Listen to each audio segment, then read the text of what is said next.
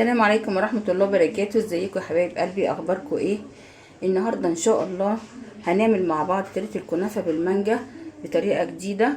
هنعملها مع بعض طريقة حلوة قوي قوي، وهتقعد معاكي لاخر قطعة. المانجا بلونها الطبيعي ومش هيغير لونها. احنا احيانا بنعملها ونركنها في التلاجة لتاني يوم مثلا نلاقي المانجا اللي عليها من فوق اغمقت، فاحنا هنعمل حاجة مش هتخلي المانجا تغمق من عليها خالص، وهيبقى طعمها روعة وخطيرة جدا. يلا بقى على بركة الله، بسم الله الرحمن الرحيم. وهبدأ معايا حبة حبة كده وابتدي افركها بايدي، هتتفرك معاكي بمنتهى السهولة. شايفين اهو؟ بصوا نازلة عاملة ازاي. هبتدي افركها كده، اخد قطعة كبيرة كده اهو. بصوا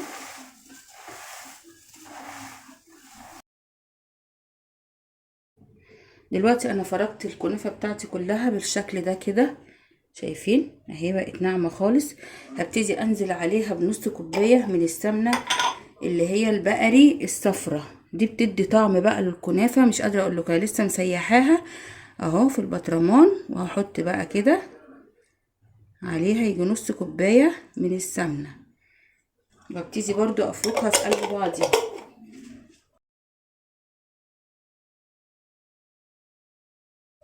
ندخلها بقى الفرن ونيجي نشوف هنعمل ايه. انا قطعت منجايه هنا بوريه كده، هبتدي انزل بيها في الهاند بلندر، الدرق بتاع الهاند بلندر، وهضربها من غير ميه خالص، لان العصير ده انا هضيفه على الكنافه، فمش عايزه الكنافه بتاعتي تطرى، فانا هعمله من غير ميه خالص. نبتدي بقى نضربه بالهاند بلندر، بسم الله.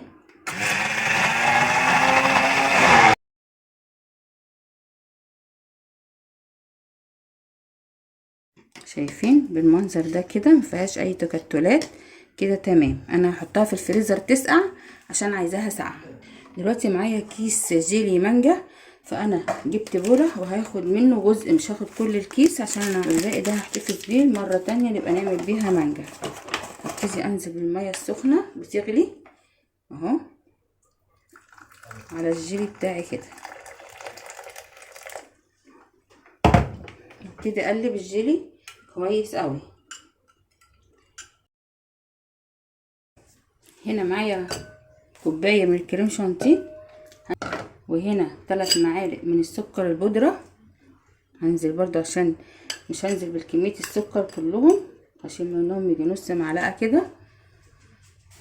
ومعايا كوباية من اللبن المثلج، هنزل بيها كده كلها كده على الكريمة، وهبتدي اخفق الكريمة كويس جدا. اهم حاجة بص احنا نعملها كده عشان ايه متطرش مننا.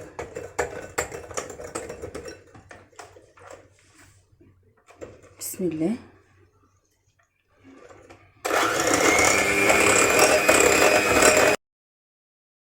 الكريمه بتاعتي هنا من النوع الحلو، بصوا عملت ازاي، تقلت قوي، فانا هزودها في نفس الكوبايه اللي كان فيها اللبن حبه ميه مثلجه، وهضيفها على الكريمه بتاعتي عشان تديني القوام اللي انا عايزاه اهو. بصوا محبتش اعمل الخطوه دي من وراكم عشان اعرفكم ده كده. هضيف لها شويه ميه تاني، يبقى هي كده خدت مني حوالي كوبايه حليب ونص كوبايه ميه، حبه بحبه برضو كده عشان لسه هضيف لها. دلوقتي هنبتدي نضيف جزء من العصير اللي احنا عملناه في الهاند بلندر على الكريمه عشان تديني طعم المانجا برضو مع الكنافه. كميه صغيره كده، مش هنزل بالكميه كلها، وبرضو هتكون مثلجه.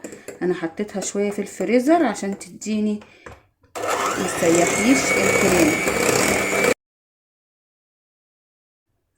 هو ده كده قوام الكريمه اللي انا عايزاه للكنافه. وبصوا الكميه زادت قد ايه. هروح احطه في التلاجة، ونيجي بقى نقطع المانجا اللي احنا هنحطها على وش الكنافه مع بعض. كده الكنافه دخلت معايا في الحمار اهو، ما خدتش مني ربع ساعه في الفرن. فانا طبعا مش هضيف لها شربات، لان الشربات بيخليها تمسك في بعضيها وتحجر كده. فانا مش هحط شربات، انا دلوقتي هحط دول 3 معالق من السكر البودره، هحطهم كده على الكنافه بالمنظر ده كده، وهبتدي اقلبها برضو وادخلها الفرن تاني عشان السكر يسيح ويدي للكنافه تسكيره بسيطه كده، مش قوي، مش عايزاها مسكره قوي لان احنا حاطين كريمه وفيها سكر ومانجا والكلام ده، فمش عايزين الكنافه بتاعتنا تبقى مسكره قوي. انا كده هدخلها الفرن لحد ما تديني اللون الذهبي اللي انا عايزاه، وهوريه لكم برضو قبل ما اشتغل فيها. اقلبي كده كلها تتشبع بالسكر وندخلها الفرن تاني. دول حبايتين من المانجا هبتدي برضو اقطعهم عشان خاطر احشي بيها القلب بتاع الكنافه بتاعتي. لو انت بقى عندك مانجا نعومي بتبقى اجمل بكتير من الزبديه دي في الكنافه بالمانجا بالذات. الزبديه بتبقى طريه برضو، فممكن ما تطلعش معايا قطع زي ما انا عايزاها.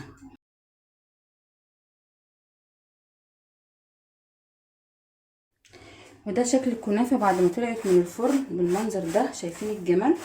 طلع كلها لون واحد وخطيره والسكر داب فيها. دلوقتي هبتدي انزل بقى بالكميه اللي انا عايزاها في قلب الصينيه اللي انا هشتغل فيها بالمنظر ده كده.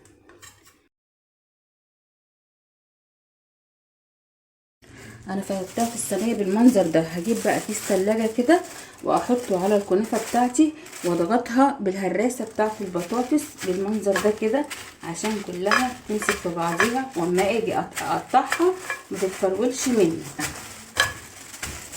طبعا احنا مش هنحط الكريمه الا لما الكنافه بتاعتي تبرد تماما عشان ما تسيحش ليا الكريمه.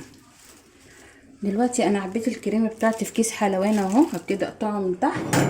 ده اسهل طريقه ممكن تزوقي بيها تورت او اي حاجه عندك هتزوقيها في كيس حلواني. بسم الله الرحمن الرحيم. نمشي كده، طريقه سهله جدا.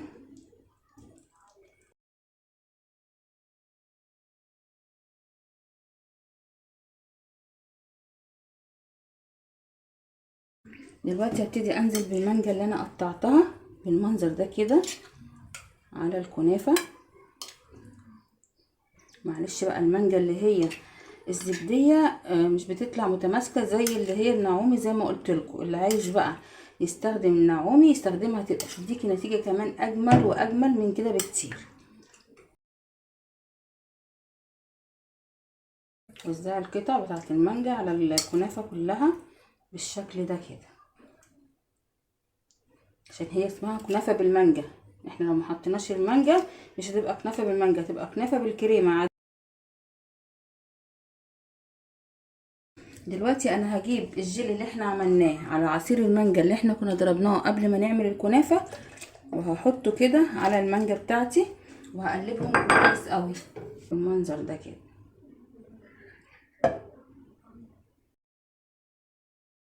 هندخلها التلاجة ساعة ولا ساعتين تسقع، ونبتدي نيجي نقطعها، ولسه هنزوقها برضو زواق تاني على الوش، بس خليكم معايا. هبتدي بقى ازوق الكنافة بتاعتي بالمنظر ده كده.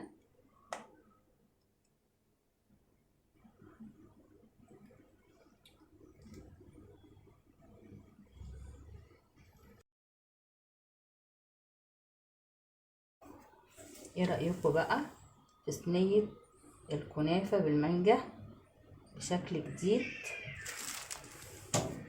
خطيرة.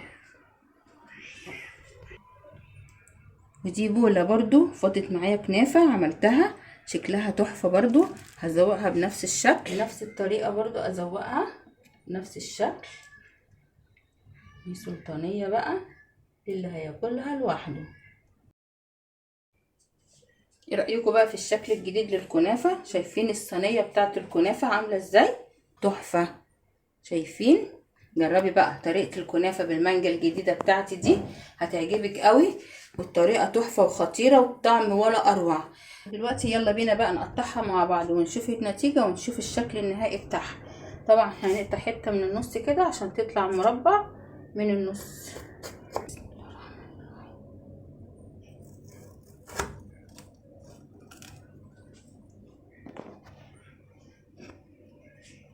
ايه رأيكم بقى؟ الجمال والروعة.